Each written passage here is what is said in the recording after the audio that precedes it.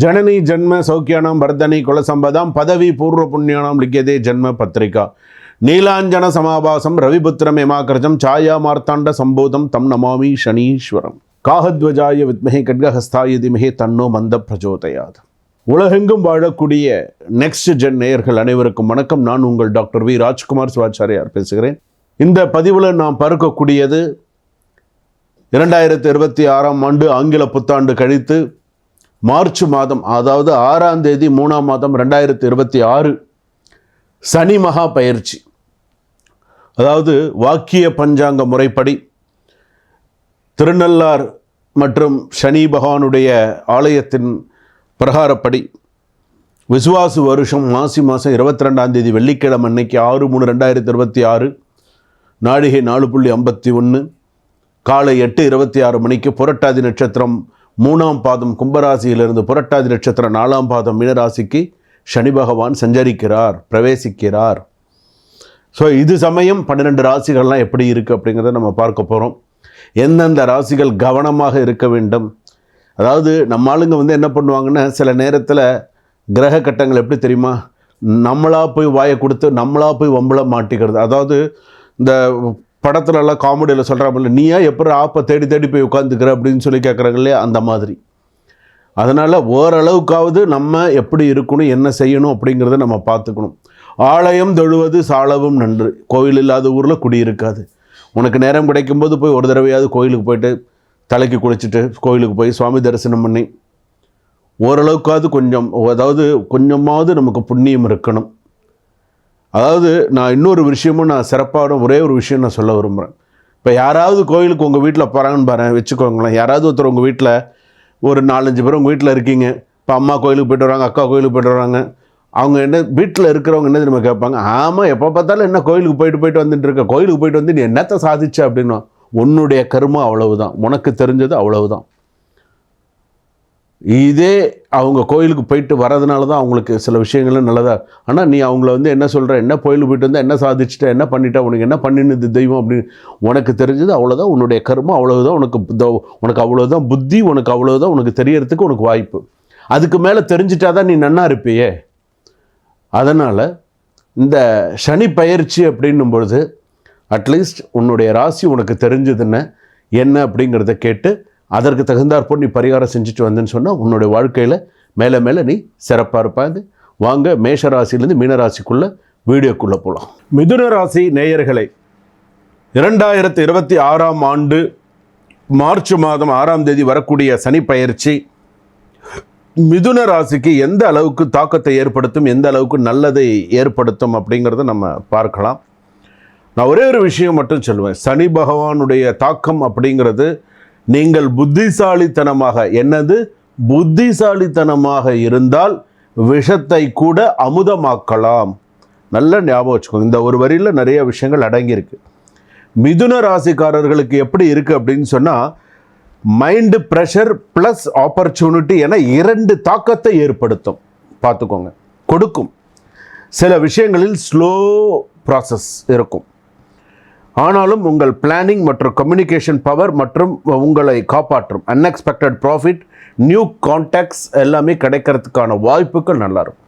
வேலை சம்பந்தமான சில விஷயங்கள், பதவி உயர்வு, நிரந்தரமான பதவி உயர்வு, நிறைய நல்ல விஷயங்கள்லாம் உங்களுக்கு நடக்கிறதுக்கான வாய்ப்புகள் நிறையா இருக்குது. புதிய வாய்ப்புகள், மணி விஷயத்தில் நல்ல ரெக்கவரி, அதே போல் உறவுகளில் வலிமை, இது எல்லாமே உங்களுக்கு பாசிட்டிவாக இருக்குது, அஸ்பெக்ட்ஸாக இருக்குது. நெகட்டிவான விஷயங்கள் பார்த்திங்கன்னா அட்டென்ஷன் டிஸ்ட்ராக்ஷன் அப்படின்னு சொல்லுவாங்க, அன்னெசரிலி ட்ராவல். அதே போல் நண்பர்கள் மூலம் டிசப்பாயின்மெண்ட்ஸ் நிறையா நடக்கிறதுக்கான வாய்ப்புகள் நிறையா இருக்குது. உங்களுடைய வேலை விஷயம் எப்படி இருக்கும், உங்களுடைய ஒர்க்கு, ஜாப், பிஸ்னஸ்லாம் எப்படி இருக்கும், வேலையில் உங்களுக்கு நல்ல ஒரு ரெகக்னேஷன் இருக்கும், வேலையில் நல்லா இருக்கும், யோகமாக இருக்கும், அன்றைக்கு நல்லா இருக்கும், டீம் ஒர்க்லாம் நல்லா இருக்கும், மிஸ் அண்டர்ஸ்டாண்டிங் இல்லாமல் ஓரளவுக்கு நல்லபடியாக போகும். பிஸ்னஸில் பார்த்தீங்கன்னா அவுட்ஸ்டாண்டிங் கலெக்ஷன்ஸ் ஸ்லோலி இம்ப்ரூவ் ஆகிறதுக்கு வாய்ப்புகள் இருக்குது. குடும்பத்தில் சிறு சிறு சண்டை சச்சரவுகள் மிதுன ராசிக்கு போகும். பழைய உறவுகள் மீண்டும் தேடி வரலாம். துணைவருடன் அன்னெசரி ஆர்கியூமெண்ட் அவாய்ட் பண்ணுறது நல்லது. துணைவருடன் மனைவியாக இருந்தாலும் சரி, பெண்களாக இருந்தாலும் சரி, உங்களுடைய துணைவருடன் ஆர்கியூமெண்ட் பண்ணுறதை தவிர்க்கிறது நல்லது. திருமணம் தேடுவதற்கு நியூ அலைன்ஸ் நல்ல சான்சஸ், நியூ அலைன்ஸ் நிறைய நல்ல விஷயங்கள் நடக்கும்.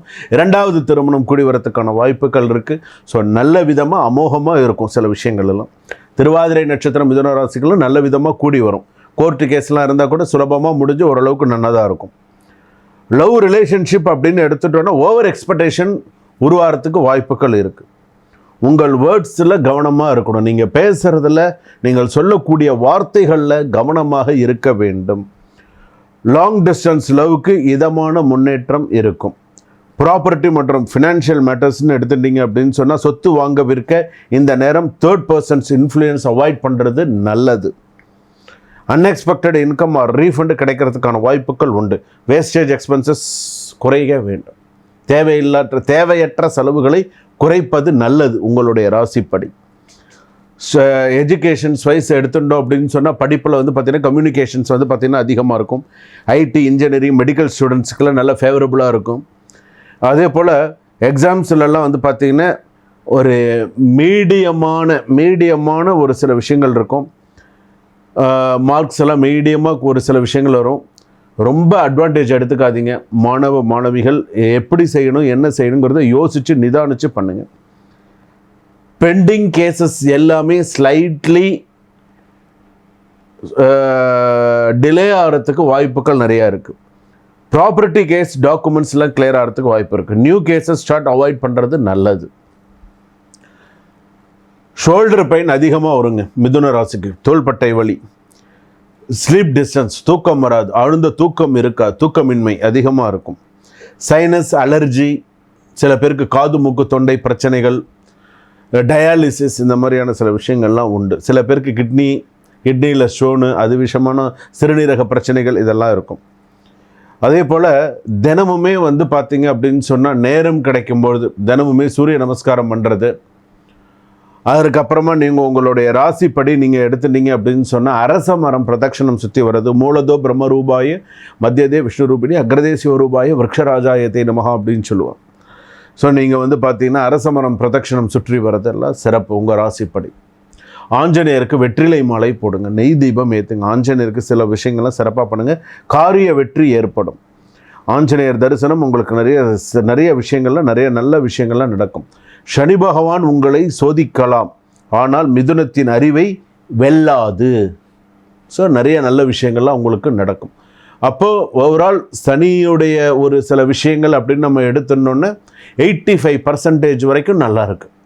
சனி பகவானுடைய ஒரு ஆதிக்கம், சில விஷயங்கள் எல்லாமே நல்லா இருக்குது.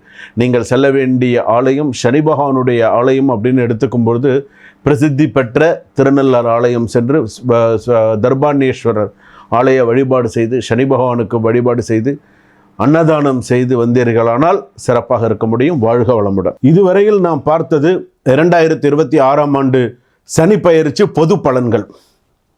உங்களுடைய சுய ஜாதகப்படி, ஜென்ம ஜாதகப்படி சனி பகவான் எந்த ராசியில் இருக்காரோ, இப்போ கோச்சார ரீதியாக எந்த ராசியில் இருக்காரோ அதை வைத்து தான் முழுமையான பலன்கள் நாம் தெரிந்து கொள்ள முடியும். நான் இப்போ சொல்லியிருக்கிறது முழுக்க பொது பலன்கள். சில பேருக்கு இந்த பொது பலன்களே ஃபுல்லாக பழிக்கும். எப்படி இருக்கும் என்ன ஏதுங்கிறதெல்லாம் சில பேருக்கு பழிக்கும். சொன்னது சாமி நீங்கள் சொன்னது சரியாக இருந்தது அப்படின்னு சொல்கிறவங்களாம் சொல்லியிருக்கீங்க. அது சமயம் நம்ம வந்து கீழே டிஸ்கிரிப்ஷனில் நம்பர் கொடுத்துருக்காங்க. இந்த நம்பருக்கு ஃபோன் பண்ணி எப்போ நீங்கள் ஓய்வாக இருக்கீங்களோ, நீங்கள் குடும்பத்தில் ஒரு 10 நிமிஷம் நான் ஓய்வாக இருக்கேன், ஒரு அரை மணி நேரம் நான் ஓய்வாக இருக்கேன், இந்த நேரத்தில் நான் என்னுடைய ஜாதகத்தை தெரிந்துட்டால் நான் சாமிக்கிட்ட குருஜிக்கிட்ட நான் பேசினா என்னுடைய ஜாதகத்தை படி நான் சில விஷயங்கள் நான் தெரிஞ்சுக்க முடியும் அப்படின்னு நீங்கள் நினச்சிங்கன்னா அந்த நேரத்தை பயன்படுத்தி கீழே டிஸ்கிரிப்ஷனில் நம்பர் இருக்குது, என் கூட நீங்கள் பேசலாம். உங்களுடைய ஜாதகத்தை பற்றி நீங்கள் பேசலாம், தெரிஞ்சுக்கலாம், அடுத்து என்ன செய்யணுங்கிறத தெரிஞ்சுக்கலாம். ஸோ உங்களுக்கு எல்லாமே நல்லபடியாக நடக்கும். சரிங்களா? சுபம். வாழ்க வளமுடன்.